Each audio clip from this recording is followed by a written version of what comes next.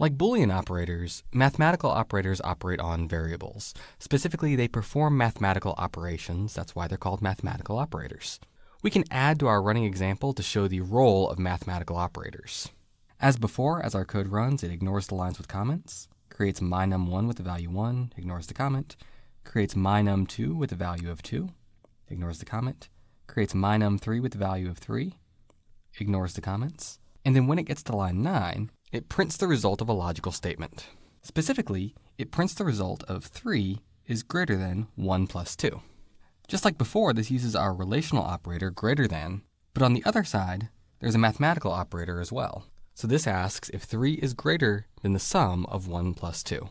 Note that the computer's internal order of operations tells it to evaluate this part before evaluating the relation. It's not going to do 3 is greater than 1 and then add the result of that to 2 because that just wouldn't make sense. You can't add true to 2.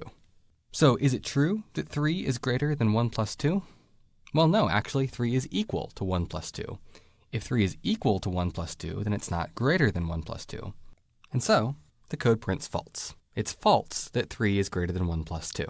And as before, we can do the exact same thing with variables. The computer ignores the commented lines and then runs line 12.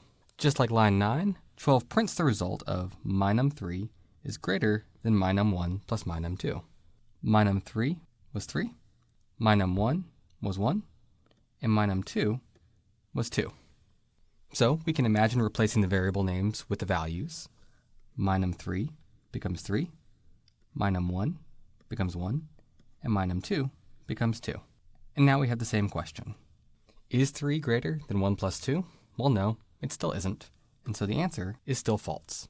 Now, as I said before, don't worry if you're fuzzy on everything we've talked about so far. You're supposed to be. The goal here has been to preview what you'll see later. We've basically covered at a high level the content for this entire unit of our material. The only thing you should come away with from this lesson is there exist these things called variables and operators, and they interact together in useful ways. As long as you've got that, you're good to go.